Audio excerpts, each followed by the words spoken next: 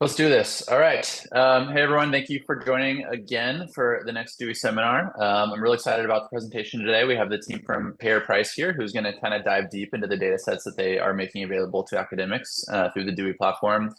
Before we jump into them, though, I'll quickly just do some housekeeping items. So as always, if you've been to these before, you know that this will be recorded. So the benefit of that is that we'll definitely send a link to anyone who wants to watch this after the fact if they're interested in kind of rewatching the seminar, or if they have to dip out a little bit early, we'll be sending a link. So thank you for registering. And we definitely encourage you to use the Q&A feature that's built into Zoom. You can chat in your questions throughout the presentation, and then I'll interrupt these guys and chime in as questions come up, just to make sure that we're answering them on a timely manner, kind of when we're on that topic. And so definitely increases the kind of engagement and just the value of these if you're asking questions along the way. So please do use that feature. And then finally, I just wanted to give a quick update about some upcoming webinars we have. So on April 4th, we're meeting with the team from Lobbying Data. And then on April 24th, we're meeting with the team from RentHub. So both very interesting data sets that have been pretty popular on the platform, bringing in actually the CEOs from both of those companies as well to talk about their data sets and what they're making available to academics.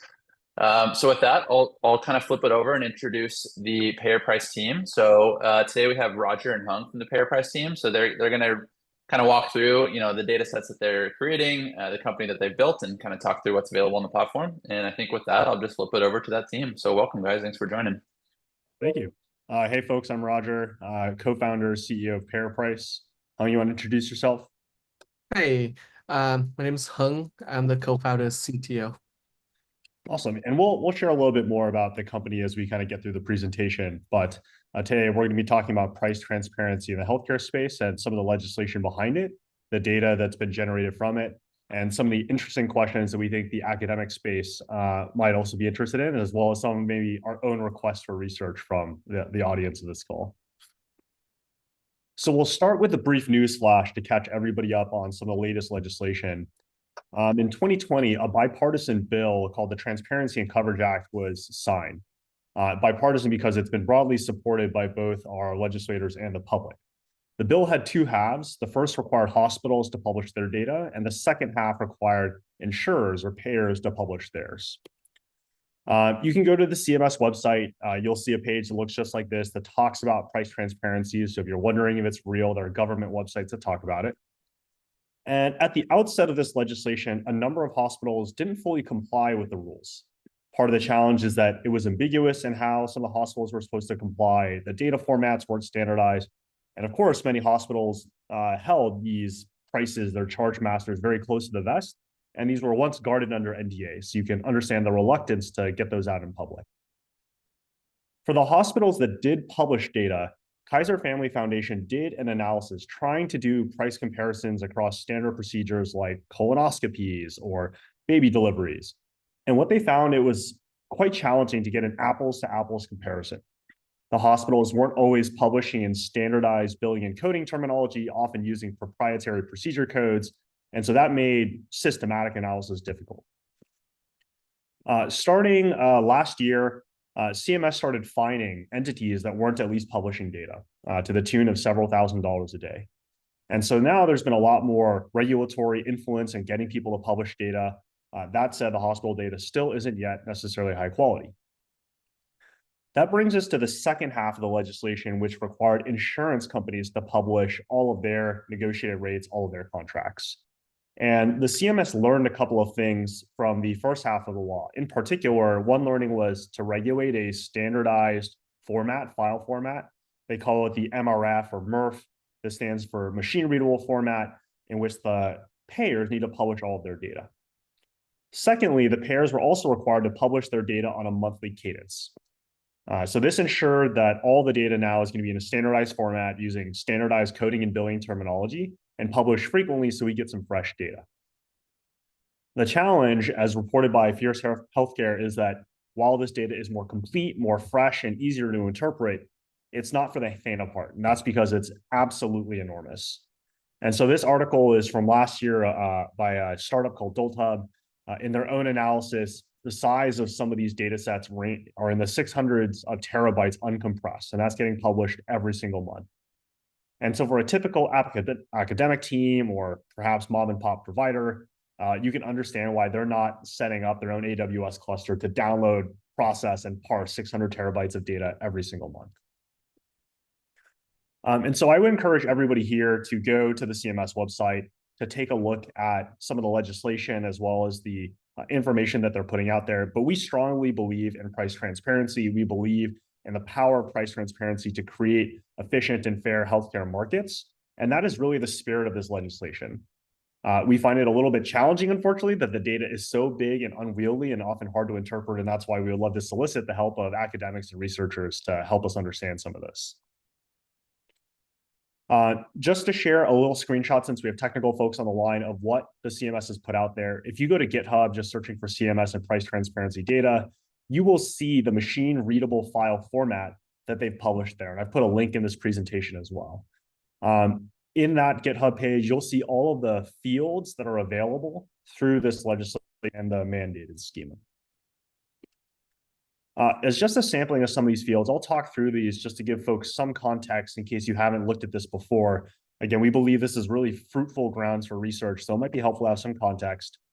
So in our data set, what you'll find on Dewey are a number of fields that are also covered in that GitHub page, and these are also fields we'll be referencing in some of the visualizations and analysis in the rest of this deck.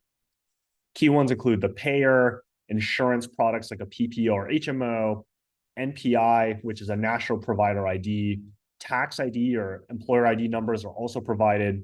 Taxonomy codes separate physicians like pediatricians and surgeons, a number of geography fields. Entity refers to individuals or groups. Billing codes, for example, if you see a doctor for 30 minutes, it's called a 99213. You can think of this as a SKU or stock keeping unit almost in the healthcare space. Some of these more esoteric fields are extra add-ons, modifiers to SKUs to denote whether it was performed in a hospital or perhaps a clinic. The type of negotiation between the provider and the payer, whether there's an explicit dollar amount that's being paid, a percentage of the bill charge, for example, 80% of the charges, whether the fee is for the doctor or the hospital, and then finally, of course, the dollar amount. So it's a whirlwind run through a number of the CMS fields. Again, we'll be referencing these throughout our presentation. I'll say and highlight that there's a few of these that are really key. If people ask you, why is this legislation really interesting? It's because for every provider in the United States, you can know how much they're compensated by every payer for every procedure, the 3 Ps, right? And you can think of almost every row in this database as pertaining to those 3 things: a particular price paid to a provider by a payer for a procedure code. And a lot of interesting analytics can be derived really from that new key set of information. So stepping forward, what does our company do? Why do we exist? And so, as I mentioned before, 600 plus terabytes of uncompressed data is getting published every single month. And so what our company does is really connect all of that data, all 600 terabytes. We're ingesting that, processing it, and converting machine-readable files into human-readable formats.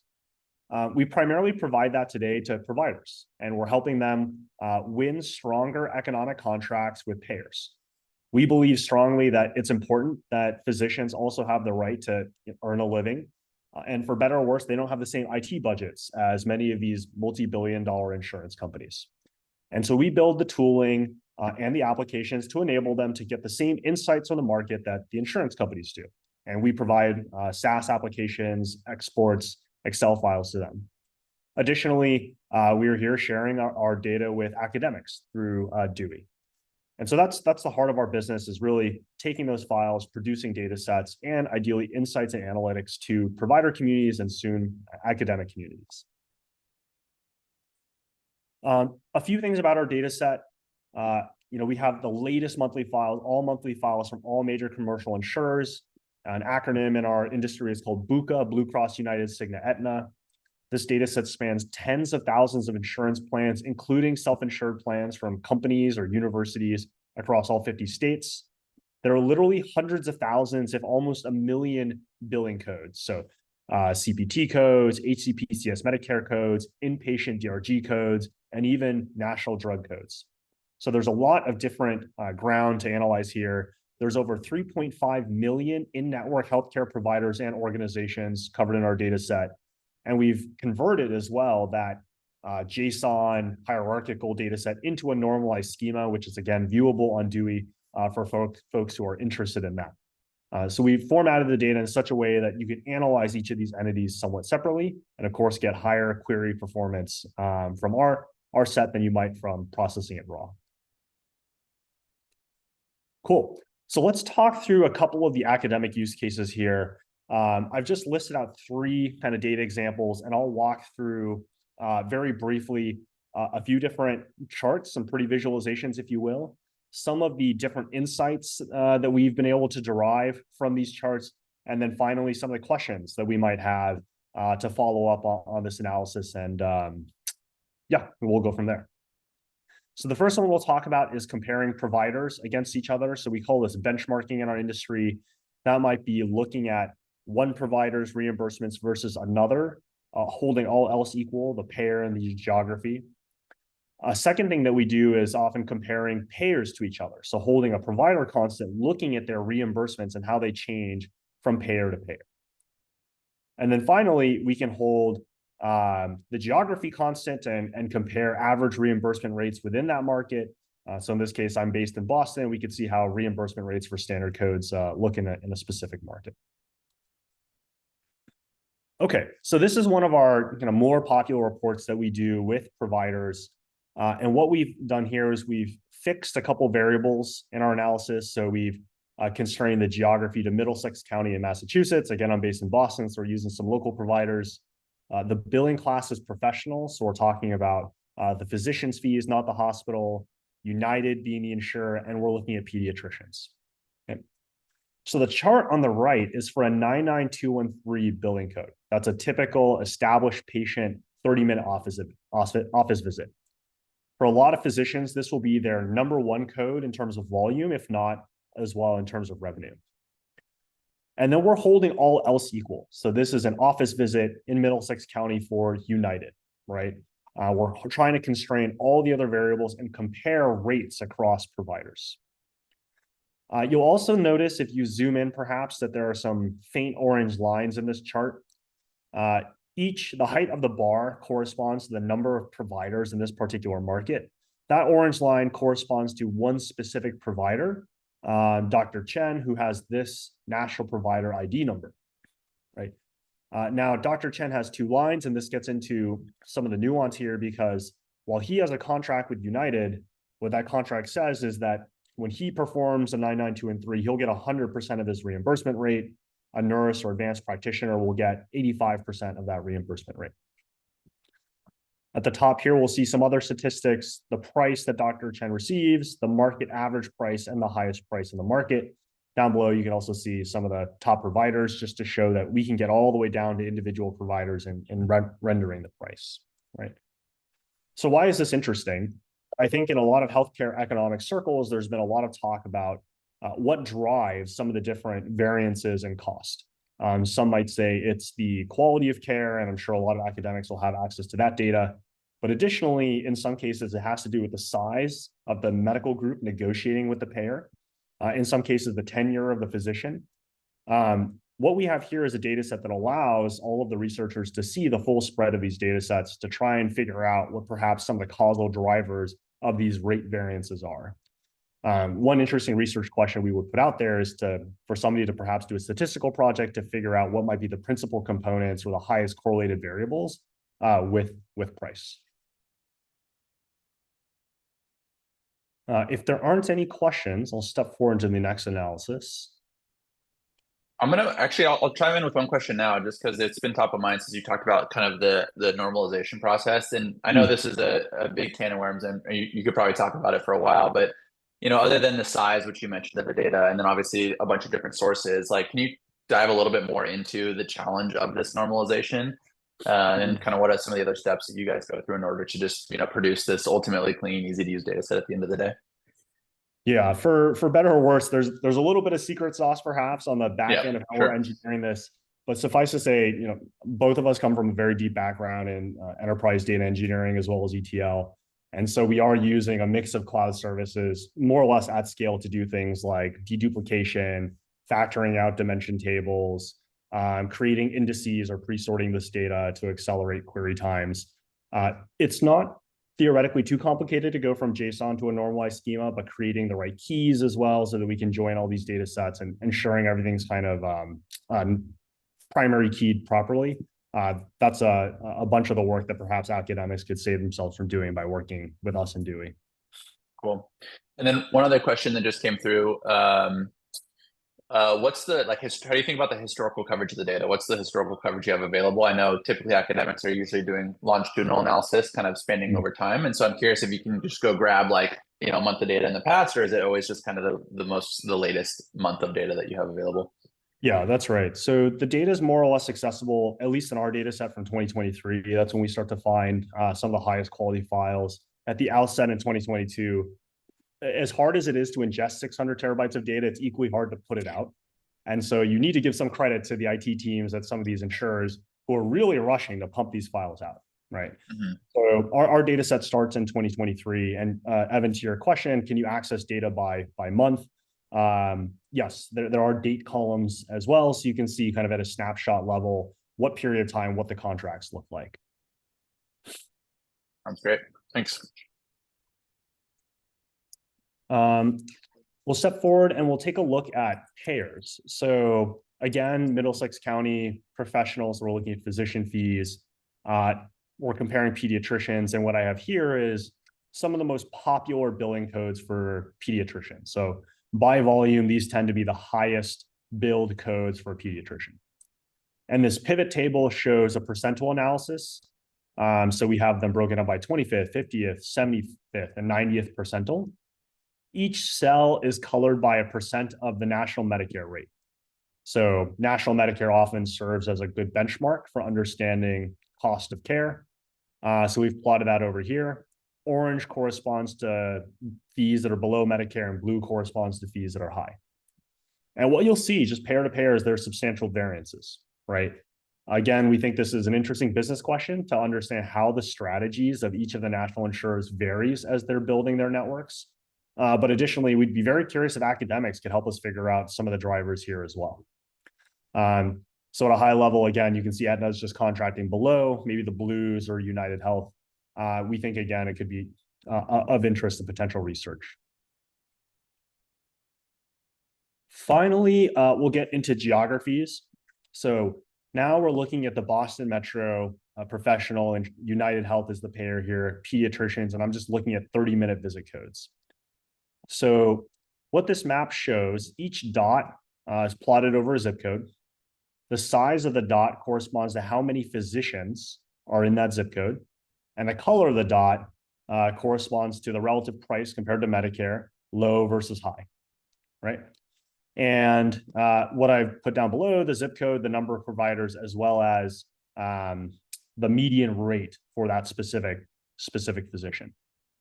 And when we're talking about healthcare equity, cost of care in various metros, you could, of course, expand this analysis not just to zip codes, but to cities and states.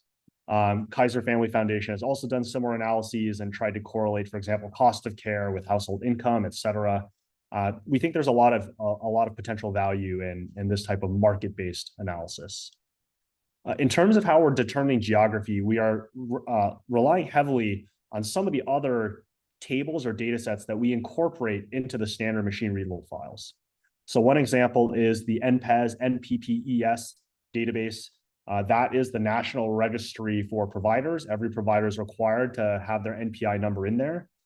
In addition to their NPI, they log their primary practice, primary mailing address. So we're using that data set to augment our data with geographical information. Got it. That was going to be my question. So you do have address level data, but in this analysis, you're just rolling it up to a zip, it sounds like. That's right. That's right. And for those that work closely in the healthcare space, there's a number of ways you can get to various levels of geography. For example, physicians may have their own practice, but also practice in a hospital. And hospitals use a different data set for their addresses. Hospitals may have multiple clinics or sites for their campus. So there's various levels of geocoding. That's one area where, again, we'd have to partner with a specific academic if there are, more niche geocoding requirements for that research. Good. Cool. I think that's the Final slide there. I'll just make another plug for Dewey. Thank you for hosting us. All of this information that we had put out there is on the Dewey website. I would also link to through this deck to the CMS resources so everybody can understand some of the fields and columns that are available, some of the legislation and requirements around what is needed to be disclosed. And then separately, there are a lot of auxiliary tables or data sets that are interesting here, including Medicare, Medicaid, hospital location, Medicare utilization, et cetera, that may or may that are not currently in the Dewey set, but could be included. So if researchers have questions, we are happy to support and augment our offering with some of those public data sets as well. Awesome. Cool. One question that came in. Do you have any data on public payers? So I'm thinking in particular like Medicaid and Medicare MCOs, or is it only ones that are part of the BUCA that you described earlier? Yeah, so our national Medicare rates are included. We don't currently have state level Medicaid. We've received requests for Medicare Advantage, which is commercially managed public payer plans. We don't currently have Medicare Advantage. I'm not sure it's covered in the legislation, but we do get that request quite frequently. Cool. And then I saw, I mean, even in the screenshot you talk about, there's like a file for the billing and service codes. Any resources you'd point people to in terms of understanding in just the definitions of the various service codes in order so they know what they're working with? Yeah, absolutely. So the American Medical Association licenses CPT, and so they have data dictionaries of CPT. Separately, Medicare also publishes definitions of HCPCS. In our data set, we have kind of short and long descriptions of all of these codes. So if you wanted to search for something like a colonoscopy, you could do free text searches to find all the codes related to that, for example. And then one question I like to ask, I know you guys are still kind of in your early days of building this company. So like how do you think about what's next for you? Where do you kind of iterate from here? Where, what are you focusing your time and effort on these days? Yeah, our number one effort, of course, is always mastering this data set, ensuring that we have complete, high quality, timely, low latency data available to all folks who are using it. Separately, I showed you a few different types of analyses in this presentation. Those are all helpful to providers and their advocates in this space. We're always doing more different types of analyses for them as well. And then finally, it's working hand in hand with some of our providers and again, their partners to build the right software tooling to help them in their conversations with payers or potentially financial investors, et cetera. Cool. I don't know, you kind of answered this in some of the slides you put together, but what would be like your hopes or goals of working with the academic community? What are you interested in them, really diving into and maybe creating content for? Yeah. So I'll say that there are a number of kind of endemic problems in this data set. So I'll share one that's colloquially referred to as ghost rates. One of our startup partners is also going to do an op-ed about this, but basically for the same, holding all else constant, in some cases, you will see one provider receiving two prices. We saw this earlier with the physician in Massachusetts, where he has an MD rate and 85% of that is his advanced practitioner rate. We've in some cases seen a rate that's $100 and also paid out at $999,999. Right, very clearly a placeholder value from the payer, but there are some challenges, at least with interpreting the data or accepting all values as truth with this data set. That's one exercise, again, where academia could be super helpful in figuring that out. Others would be perhaps inferring some of the structures of these contracts. What we have is a number of prices, but we know that the contracts behind the scene are structured as 110, 115% of Medicare, right? Those might be some interesting angles for academia to figure out as well. And then finally, I think one really key interesting question is identifying the causal drivers of price. We know that market consolidation results in higher price. We have tax ID numbers which link out to the number of physicians. It is likely possible to infer or figure out, based on the market concentration dynamics, how does that affect the prices of specific billing codes? So if you see, for example, in some markets, anesthesiologists being acquired by a large private equity firm, how does that affect the price of anesthesia in that market? Or similarly, if there are relatively few providers in a specific geography, how does that affect the cost of care for that population? Right. Cool. One question came in. This is something that maybe I can co-answer with you. Hopefully we can be helpful for our researchers. But when when a researcher is trying to potentially get funding to make a license in order to get this data, one thing that might be helpful is to have a kind of a larger sample that's specific to a single geography, like a location or even a zip. And so that was kind of one of the asks, like, would it be possible for them in order to potentially go through the grant process to maybe get a different cut or sample of the data in order to kind of just go through that process? So I'm sure we can work with them on that, but I'm open to hear your thoughts on how you'd like to handle that. Yeah, absolutely. Martin, we would be happy to collaborate with you to get specific data for your grant application. No problem on that. Cool.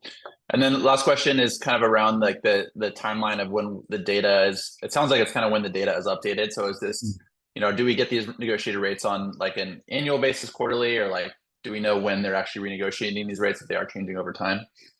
Yeah, so the answer to the renegotiation piece is no. We don't know when, for example, you're having the conversation with the insurer. But we have already seen prices, we already have seen rates increase or change from time to time for providers. I'll give one specific example. In the infusion space, rates change every quarter based on Medicare ASP. So some contracts are saying we will pay as a percentage of Medicare ASP. Those contracts, that ASP schedule updates every quarter, and you'll see those changes every quarter. A lot of contracts update yearly. So maybe a 2 or 3% COLA, cost of living adjustment every year. We've seen some of those contracts already update this year. But our data is published monthly. We're getting those contracts as soon as the payers can put them out. So that's when researchers should be able to see, any changes in their respective markets. That's great. Awesome. Well, I think that's all the questions we have live. Anyone is welcome to follow up. Roger has his email here, or you can always follow up to me or just at info@deweydata.io if you're interested in learning more. And we'd be happy to answer questions. As I said, we'll send this recording out to anyone who's kind of registered for this webinar. And so if you want to relook at any of the things we've covered here, that will be in your inbox in the next couple of days. But with that, Roger, thank you for your time. I think we're coming up on our half an hour anyway. So any last thoughts or words? No, just very excited to work with academia. I think, again, this is a treasure trove of research, and there's nobody working in this space yet. New data means new hypotheses. So looking forward to it. Perfect. Well, thank you both for your time. Really appreciate it. And yeah, we'll be in touch. Thanks, everyone. Thank you, Evan. Talk soon. All right. Bye.